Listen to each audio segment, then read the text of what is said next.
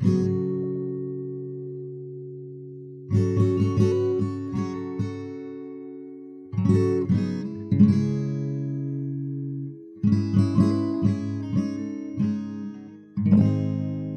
word hegemony has had several different related but distinct meanings over the years. The word is originally derived from a Greek word that means authority, rule, and political supremacy, but it's also related to another Greek word that means leader. In the 5th century BCE, the word was applied to Sparta, which was a city-state that was the first among all other city-states in the Peloponnesian League, the area that we might today look at and say, oh yeah, that's Greece. At the time, that region was actually a collection of tiny nations with a similar heritage, all working together, but Sparta was the first among all the other city-states, and therefore was the hegemon. King Philip II, and later his son Alexander, were likewise the hegemons of the Hellenic League, also called the League of Corinth, which was another collection of city-states, also in modern-day Greece and Macedonia, which banded together to fight neighboring Persia. In this context, the hegemon wasn't a city-state, but the leader of a city-state, or the two sequential leaders of a city-state, and the term transitioned from group to individual to recognize the power of a single autocrat whose will was fulfilled by the nation that he ruled absolutely. The Pax Romana was a period of about 200 years, during which there was relative peace in the Roman Empire, and this, too, is considered to be an example of a hegemony. Rather than a group working together for a particular end, or a totalitarian figure, however, in this case we see a collection of conquered groups under the head of one cultural rule, at a point in which there was very little fighting or internal struggle, taking on the title of hegemon. Elsewhere in the world, there was a ruler named Harsha, who ruled over most of north and northwestern India for about 40 years in the 7th century. He ruled this vast area of land, but intentionally left regional rulers on their thrones, allowing them to rule, but under his direct influence. They made decisions for themselves, but paid tribute to him. Harsha, too, is considered to have been a hegemon. In a chapter of the 2014 book, The Politics of International Political Economy, author Jayantha Jamin posits that there have been 4 main periods of Western hegemony from the 15th century through the 19th century.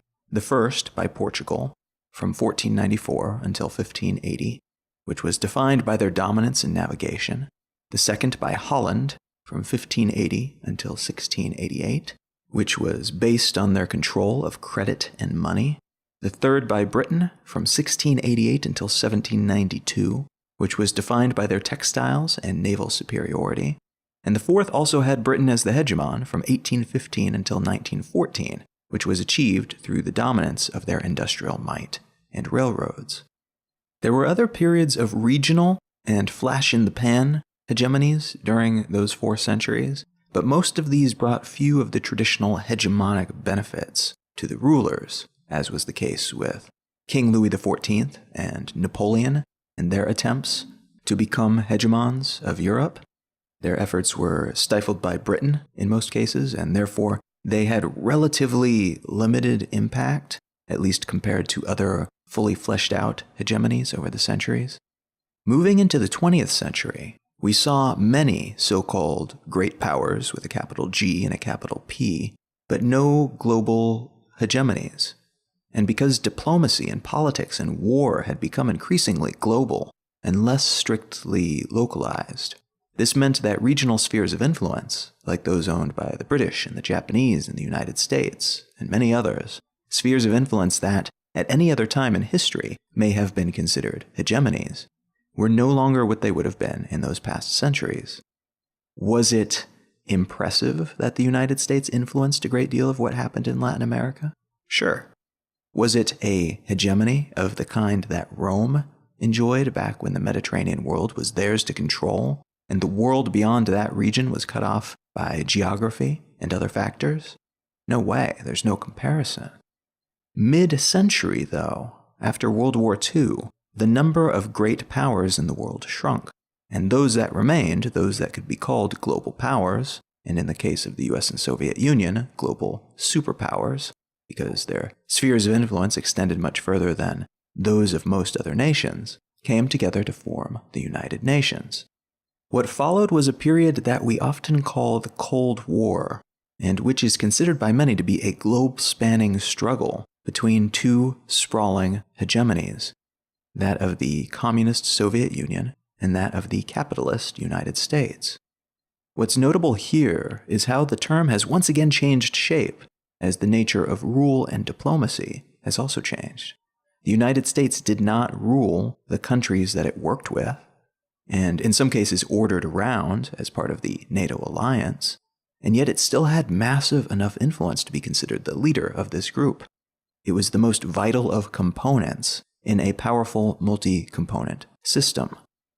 It was more of an alliance between countries to ensure that none were targeted individually, a mutual protection agreement, similar to the one that existed between Warsaw Pact countries, which was, similar to the United States situation, kind of ruled by the Soviets, but not in a direct way.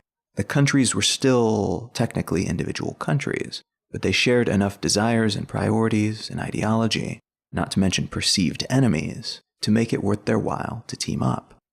As part of that teaming up, they sacrificed a portion of their autonomy, but they also gained a powerful ally. The same was true of the United States and its NATO allies. Coming into the 21st century, the Soviet Union dissolved, and the United States was left as the singular hegemon left standing.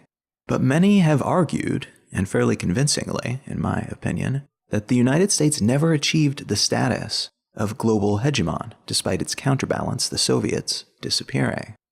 The world is just too big a place, and the US, though massively influential, was never Rome to the world's Mediterranean. Instead, the United States has a great deal of influence, with a great number of different nations, and even something like a hegemony within its large sphere of influence locally. But other, smaller, and still powerful regional powers have greater localized influence within their personal spheres than the US does. China, then, as well as the shifting tides of Europe, which is usually led by Germany and France these days, as well as the still influential Britain, and at times various governments in South America, have outsized impact in their respective regions. Their reach is not as large, but it is quite potent locally, while the United States is spread relatively thin over a larger surface.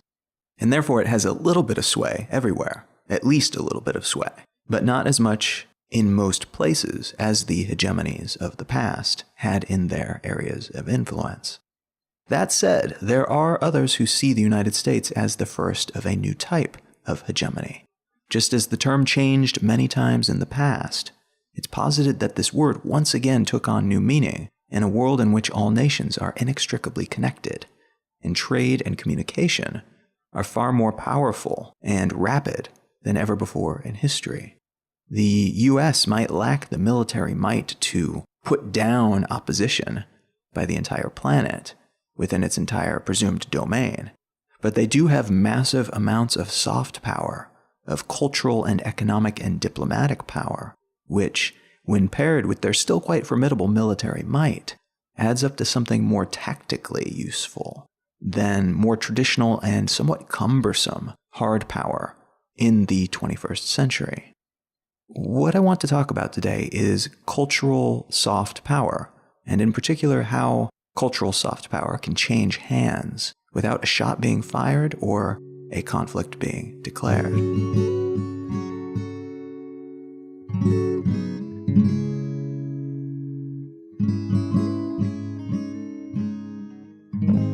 You're listening to Let's Know Things. I'm Colin Wright. Let's Know Things is a listener-supported show, which means it is brought to you by you. There are many different ways that you can help support the continued production of this show. If you go to patreon.com/letsknowthings, you can set up a monthly monetary contribution of whatever amount you care to, and there's a bunch of different bonuses that you get for becoming a patron on Patreon. one of which is an ad-free version of this podcast. You can also contribute monetarily through Venmo and PayPal, and you can help support the show by sharing it with a friend, with your social network of choice, by leaving a review on iTunes. Each and every contribution is very much appreciated, whatever shape it might take. You can go to letsknowthings.com and click on the contribute page, get a complete list of different things that you might consider doing if you are enjoying this show and would like to help support it. Another great way to help support the show is to check out our sponsors.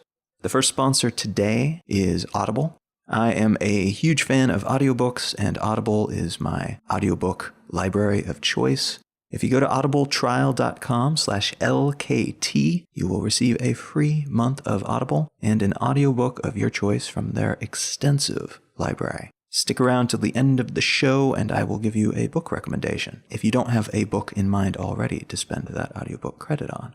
And the other sponsor today is HostGator, the hosting company that I have very happily used for many years. If you go to hostgator.com/LKT, you will receive a substantial discount that they offer to listeners of Let's Know Things for all of your hosting needs. And again, that also helps support the show. So if you're looking for that type of service, it's a great way to kill two birds with one stone.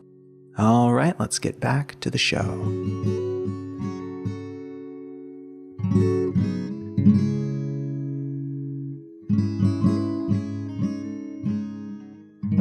The article I want to start from today is from Fortune, and it's entitled, "Can China Save Hollywood?"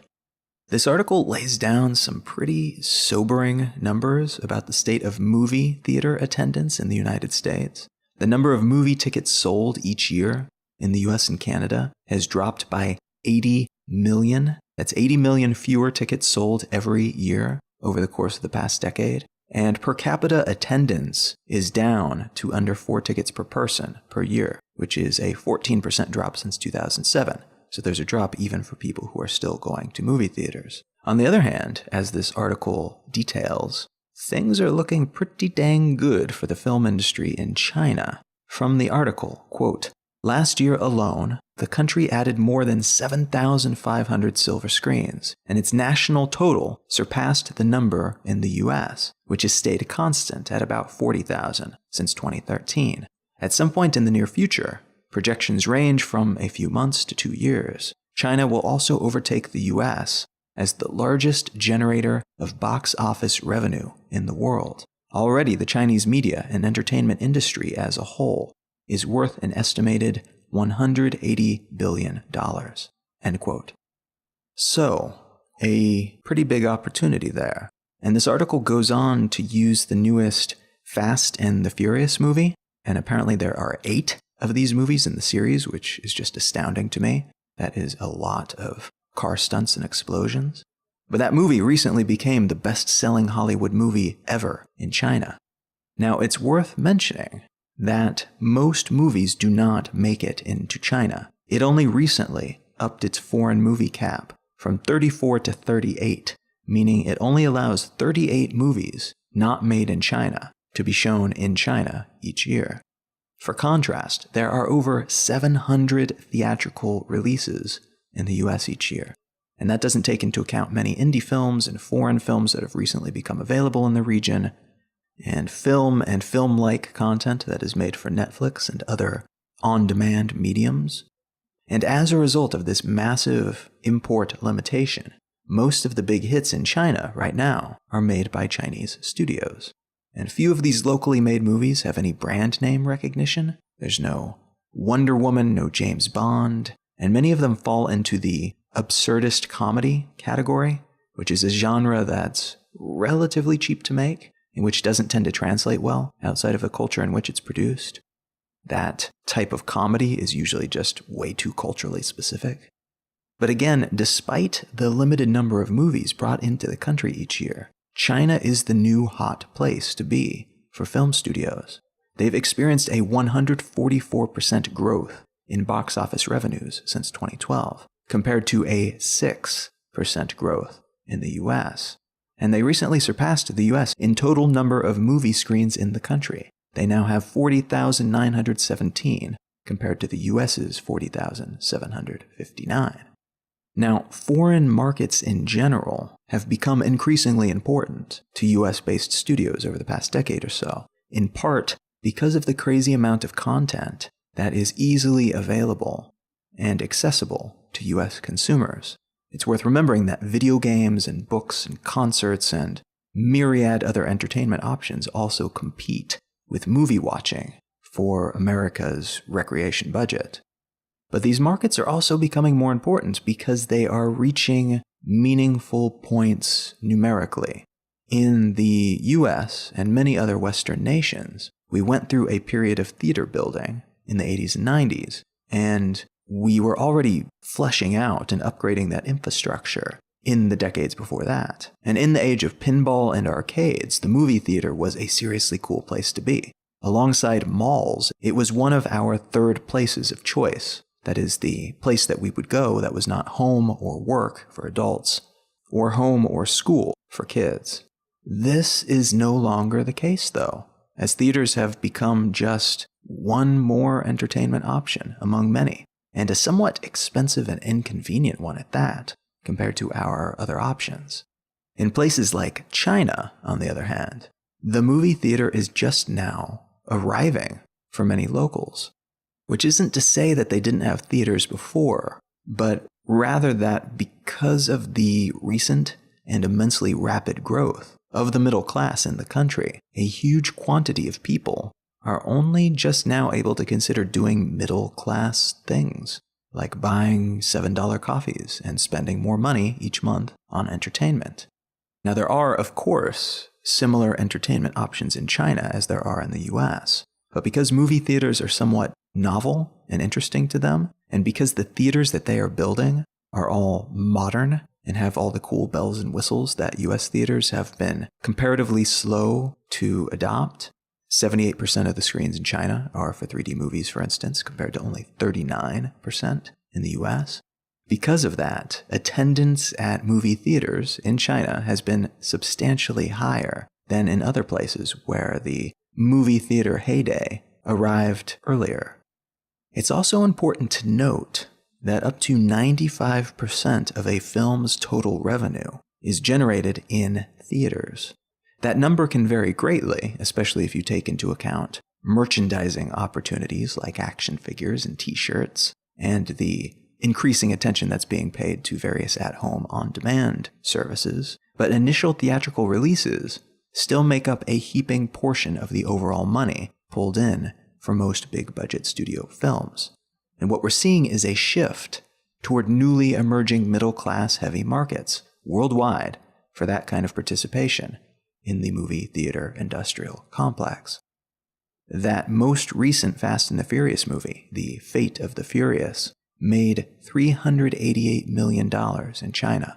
It only made $215 million in the United States. The economic weight in this space is shifting, and very quickly. But why is this even interesting? Why is it important to anyone other than movie producers that new movie markets are opening up, even if those new markets happen to be huge? To answer that question, we have to dig into what happens when consumption patterns shift, and particularly what happens when consumption patterns shift from one country to another country. If you are a corporation, you tend to go where the money is, and you adjust your products to ensure that they fit within that market. With products, this means coming up with localized versions very often. Tesla, the electric car company and battery company, initially struggled to make a dent in the Chinese market, but it ended up making $1 billion in sales there in 2016, and it looks to be on pace to double that in 2017. How did they accomplish this? After years of professional, very well-informed assumptions that they would be booted out of the country before making any significant sales there, joint ventures, partnerships with influential government-connected individuals, and marketing their products in terms that the locals understood and cared about, focusing especially on the green technology their product utilized, while clearly distinguishing its luxury construction and operation from all the cheap electric cars that are currently being churned out and sold in the area. Sometimes it's a shift in approach, in politics and messaging, like with Tesla. And sometimes localization requires a complete overhaul, requiring a new flavor of chips, a new stylistic flair to your clothing, or completely different software or operating systems on your devices.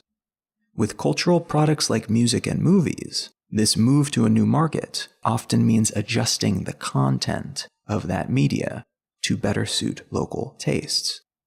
A recent stark example of this, pun very much intended, is that of Iron Man 3, a movie that was released in 2013 and which was one of the few dozen foreign films that China allowed into the country that year. There were 2 versions of Iron Man 3 put out onto the market.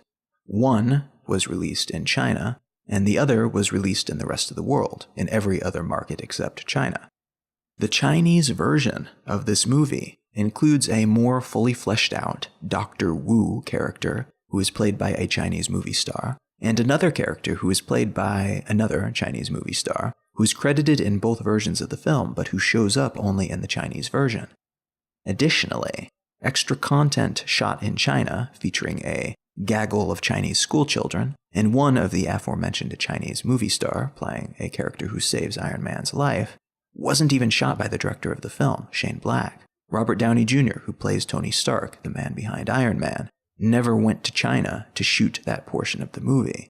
It was all put together in China by a Chinese crew and Chinese actors, and then shoehorned into the film, and apparently approved because the producers knew it would please the government officials in charge of approving foreign films for sale in the country. It certainly wasn't because they thought it would please the fans. Many Chinese film bloggers, in fact, said that the obvious second-thought addition to the movie was pretty lame, and it was even a little bit offensive that they were being shown this cheaply made add-on to the movie, while the rest of the world saw the actual movie, where all the pieces made sense together. They liked that there were Chinese actors and environments shown, but that it was so badly done and such an obvious ploy to get their movie approved to be shown in the country, that came across as kind of an insult. The 2012 time travel science fiction film Looper did something similar when they released an extended version of the film for Chinese audiences at the request of the Chinese production company through which the film would be released in the country. The extended version contains longer scenes set in Shanghai, which were substantially cut in the international release version because it ruined the pacing of the movie. According to people involved with the film, quoted in an LA Times story, they didn't care very much about the pacing for the Chinese version, as it was more important to them that Chinese audiences saw more of their country represented than the most perfect version of the movie they could make. There are numerous examples of localized versions of international films being released, especially in Chinese, and generally they are similarly half-assed in terms of quality and thoughtfulness. Throwing a bone to the Chinese production companies and censors seems easy enough, and it doesn't change the international versions that are shown elsewhere, and it allows them to reap huge monetary rewards from a burgeoning market. Other movies, however, are going whole hog with changes to suit the Chinese audience from a very foundational level. That new Fast and the Furious movie made adjustments to the main movie itself rather than adding things on later. They adjusted content with the Chinese market in mind from the very beginning. As mentioned in the Fortune article, they left out a lot of the salaciousness that was found in past entries of the series, knowing that it would have to be removed for a Chinese version if they put it in there, and they focused on things that seemed to translate well into that and other foreign markets without requiring any additional effort.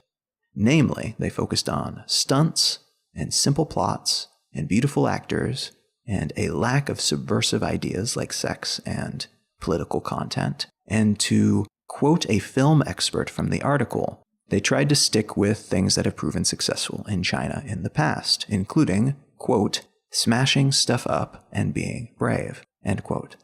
In other words, the producers of this film allowed the regulations of the intended market to determine the content of their creation. And this, frankly, is not new. This has almost always been what has determined the content of movies and TV shows and other media. But the primary audience, for a very long time, and arguably for the entire history of film, which isn't super long, has been a Western audience, mainly North America and Europe. And the value systems in the Western world are different enough in certain respects from their Eastern counterparts that what we will likely see more of as a result in this shift in audience numbers and spending habits is a shift in the cultural content of movies, TV shows, music, games, and other media to better align with the value systems of these new markets. If the new market to which the center of economic gravity was shifting was someplace like, let's say, the UK, or even someplace like Japan, this wouldn't be as monumental and meaningful a shift. There would still be changes, but the differences would pale in comparison to the difference between not just preferences, but also fundamental beliefs about society and governments and ethics and so on between the United States and any non-Western, non-liberal democracy country.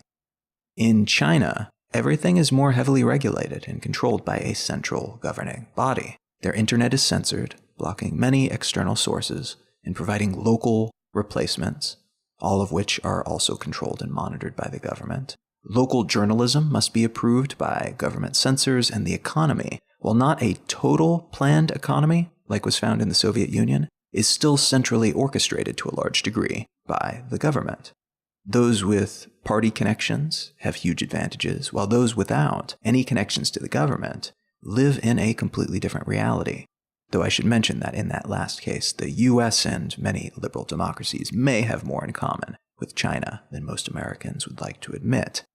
What this means in practice is that what's considered okay and not okay to put in a movie in China, when it comes to everything from sex and violence to the nationality and political leanings of the heroes and villains, may be very different from what's okay and what's not okay to put in a movie in the United States. At the moment, you'd be hard-pressed to find a superhero in a big-budget flick who wasn't in favor of fighting for freedom in the democratic sense of the word.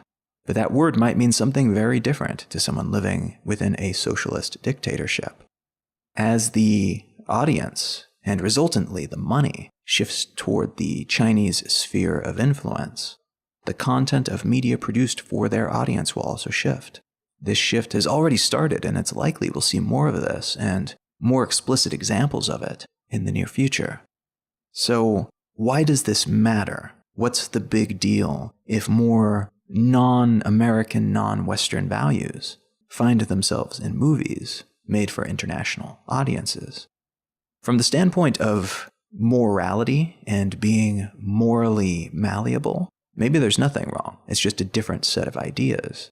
But from the political perspective, it's important because cultural dominance is a form of soft power. For much of the 20th and 21st centuries, the United States has been the largest consumer market, not in terms of people, but in terms of money spent on stuff. This has influenced global popular culture because companies worldwide have made things, possessions and music and movies and everything else, that would appeal to this massive and lucrative market. That's just smart business. You don't market to the people who don't have enough money or a large enough population to buy what you're producing. So you go someplace with enough people who have enough money and who are willing to spend that money on what you have to sell to make it worth your while. And that's what's brought so much business and so many products to the United States for a very long while, for most of modern history. Over time, this favoring of American consumers has influenced global culture. When everyone in the movies and music and popular websites are speaking English, it makes English more appealing and financially beneficial as a language to learn. Likewise, when everyone in these spaces is adhering, broadly speaking, to a set of values that are appealing to Western audiences, then a lot of the people outside the liberal democratic sphere of influence are also passively absorbing those same messages from a very young age. It's not just young kids from Cincinnati watching American heroes save the world and authoritarian bad guys kill people.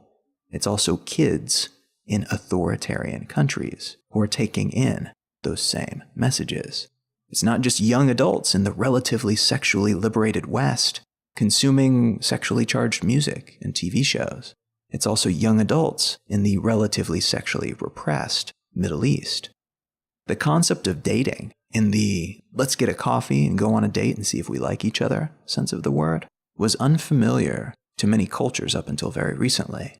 I've had people in several places that I've lived personally, including Argentina and India, tell me that ever since the TV show Friends from the US and other sitcoms and movies with plots that orbited around US dating culture, ever since those shows came to their country, more people have adopted that style of dating. Before those shows and movies and such arrived, the primary way that most people met their mate was through arranged marriages or get-togethers that were set up by their families, or by hooking up randomly, and then maybe if you hooked up with the same person several times, perhaps drunkenly, then you were kind of just dating. There were so many different models, so many different ways that people ended up getting together in a relationship that maybe eventually led to marriage. But the American version of dating, as was presented on Friends and other similar TV shows, spread that concept and made it the template that many other cultures adopted. Because suddenly everyone was watching this show where these attractive, interesting people were dating in this very specific way. They were asking people out for a coffee. They were talking for a while to get to know each other. They were having sex before marriage. It was enough to make people think, well, maybe that's worth a shot. It normalized that dating concept. It made people think, even if subconsciously, that this way of doing things was normal. And eventually, it resulted in more US-style dating around the world, not to mention a demonstrable increase in coffee shop culture, Western music, and the romanticism of American cities, and other things that were featured in the show. Now, does this mean that conquest by culture is a possibility? Are Friends reruns going to make Western culture the dominant global hegemony? No, probably not. But entertainment steeped in unfamiliar ideas can open us up to new ways of thinking that we might otherwise never have considered. It can change our minds, or at the very least be a contributing factor in changing our minds. It is suspected by some cultural historians that the TV show Will and Grace may have helped change attitudes about gay marriage within the United States, especially in the more conservative regions of the country. I don't think anyone is claiming that this show and this show alone is why gay people can now legally get married in the US. Most studies seem to indicate that for many people who changed their mind on the issue, the biggest shift occurred when they realized they knew someone, a friend or a family member, that was gay. But pop culture touchpoints like Will and Grace may have helped more people feel comfortable about coming out. And as a result, more people realized they knew someone from the LGBT community. And that realization impacted their opinion on the matter. It made the issue feel closer to home, whereas before it was easy to justify away as a purely abstract issue. The term cultural hegemony was coined by a Marxist intellectual named Antonio Gramsci, and it means, roughly, the cultural domination of an otherwise diverse society by a ruling class who maintains their dominance by instilling their values and beliefs in everyone else. In the Marxist worldview, capitalism is an example of a philosophy imposed by those who flourish under capitalistic systems on those who suffer under those same systems. So those who are succeeding wildly under capitalism through many different means do what they can to make those who are suffering under that same system feel that the system is nonetheless amazing and awesome and worth defending. I feel like this term also applies pretty well to cultural influencers, the writers, directors, actors, and other celebrities who arise from prominent projects that disseminate cultural norms. Movies, music, artwork, these are all potential covert carriers of ideology. But these influencers themselves, too, are vectors of the same types of things. And actresses, politics, might help spread a particular political viewpoint to her fans, even if she communicates these ideas through Instagram rather than her work on the silver screen. When the weight of consumer power shifts, though, that same actress might find herself unable to work on films intended for particular audiences, lest the movie she's auditioning for be banned from an economically vital market due to the disapproval of the local censors. A celebrity who's a big proponent of human rights, then, may find that she's incentivized to tone down the rhetoric on her social media accounts, lest she be passed by for a leading role in a movie that is meant to be exported to the Chinese market. In this way, even influencers can be influenced by the subtle forces of economic gravity.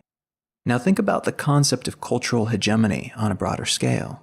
Part of what has made the United States such a soft power powerhouse, meaning that it has many methods of leveraging power that are indirect and not military related, during this past century is what it produces in the culture it exports. But part of why it has such powerful broadcast capabilities, such a massive megaphone through which to shout whatever it likes, is that it has an incredibly huge internal market. Hollywood flourishes in part because there has always been a huge regional audience to sell to, and as a result, Hollywood has generally outshone copycats worldwide, which in turn allowed it to grow and spread Americanized Western values everywhere its movies were exported. But another equally important half of that soft power stems from having influence over the consumption side of the markets, like I mentioned before. Because Americans buy so much stuff, creators of things elsewhere are incentivized to adjust their own products and services to suit the US citizenry's tastes. Some companies make numerous local versions of their products, but particularly for cultural products like movies, these changes are often built into the product's structure rather than being an extra coating of paint. And this is particularly true when the producer is working with a smaller budget than the big US movie houses can afford, which they sometimes use to cobble on extra scenes to their films after the fact. It's worth noting that it's not always the power of the story being told through these mediums that determines how influential the work being exported might be, but rather the size of the producing entity's megaphone. Disney has created an empire on the back of appropriated folktales and traditional stories from other cultures, retold for Western audiences. To many, the Disney version of Sleeping Beauty and Snow White and Cinderella have become the true versions of these stories, despite their being based on traditional stories told around the world for generations. In this way, children from within the culture in which these stories originate might grow up thinking that, for instance, Disney's Mulan, including the many westernized values that it enunciates in its storyline, is the legit version of their traditional Ballad of Mulan from the South and Northern Dynasties period of Chinese history. Again, this is not because one story is inherently better than another, but rather because Disney and the Hollywood film marketing and distribution machine can broadcast the cartoon version of Mulan through a far larger megaphone than could have ever been mustered to disseminate the ancient Chinese poem about a historical female warrior. The United States has had an incredibly powerful megaphone for much of recent history, especially post-World War II. Even when the quality of some of the work being produced has been debatable, the amplification capabilities demonstrated by media entities within the US have been impressive, to the point of overwhelming and outshining other work, and at times far better work, that is produced elsewhere. And this is certainly not to say that there isn't amazing stuff being produced in the US, but rather it's to indicate that when a US media company directly competes with a similar company from elsewhere, the US company has a huge advantage because of the large scale and income of the local audience and the relative benefits that come with infrastructure, technology, relatively lax regulations, and other advantages that come from just operating in this particular country. And it's this megaphone that we have long enjoyed that is up for grabs here. As Chinese audiences become more vital to many different media markets, an increasing amount of the work being produced around the world will be adjusted to suit their priorities. This is not new, and this is not even wrong, It's simply an advantage that other nations have held for a good long while, and which is likely to move on to a new host in the very near future.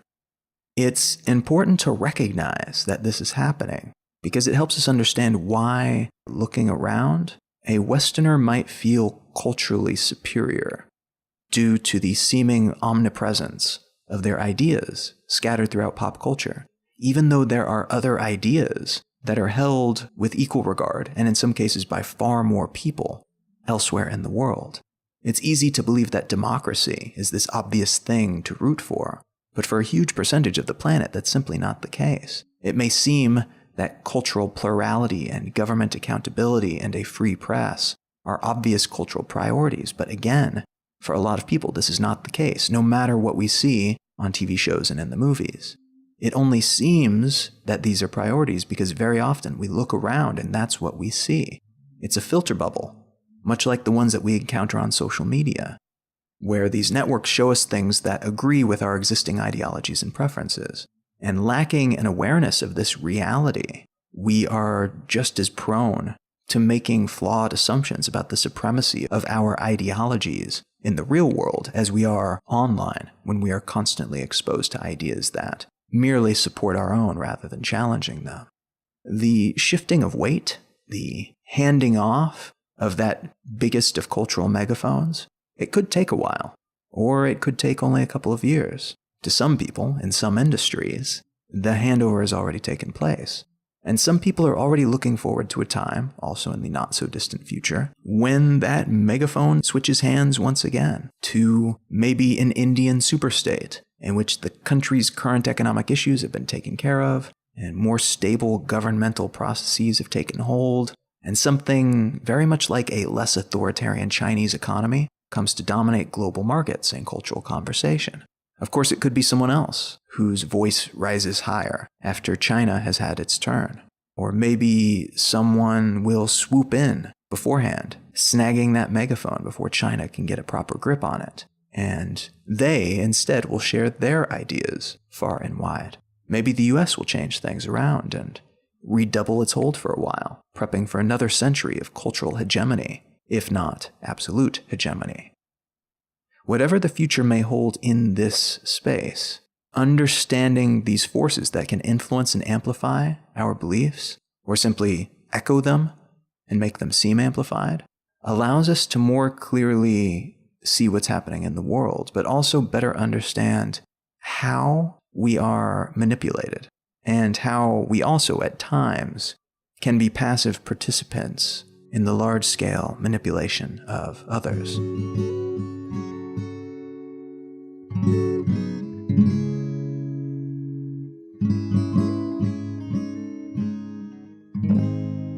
If you are enjoying this show, consider supporting it in whatever way makes sense for your current financial situation, your current online situation. You can contribute to the show monetarily through Venmo or PayPal. You can do it on Patreon. If you go to patreon.com/letsknowthings, you can also leave a review on iTunes, which is very helpful. And you can share the show with a friend or with your social network. All of these options are very, very helpful. If you go to letsknowthings.com and click on the contribute page, you'll find a complete list of things that you can do to help support this show. Each and every mechanism of support is very helpful, even if it might not initially seem so from the outside. Thank you so very much to everyone who has already contributed to the show in some way, and thanks in advance if you are considering doing so. The book that I'd like to recommend today is one that I read several years ago when it first came out. It's entitled The Victorian Internet, and it's by Tom Standage. And this is a book that starts at the beginning of the history of the telegraph and follows its creation as kind of an analog system of essentially windmills that could signal other windmills on other hills at a distance and then pass on a message in what would seem to be, by today's standards, a very slow way, but by the standards of the time was incredibly quick, all the way up to the electrification of telegraph wires and spanning those telegraph wires from continent to continent under the oceans, and how this technology in its many different iterations influenced society and changed the course of history and changed the way that we think about things like relationships and communication and time and business. It was an extraordinarily influential technology that came around at an extraordinarily important time.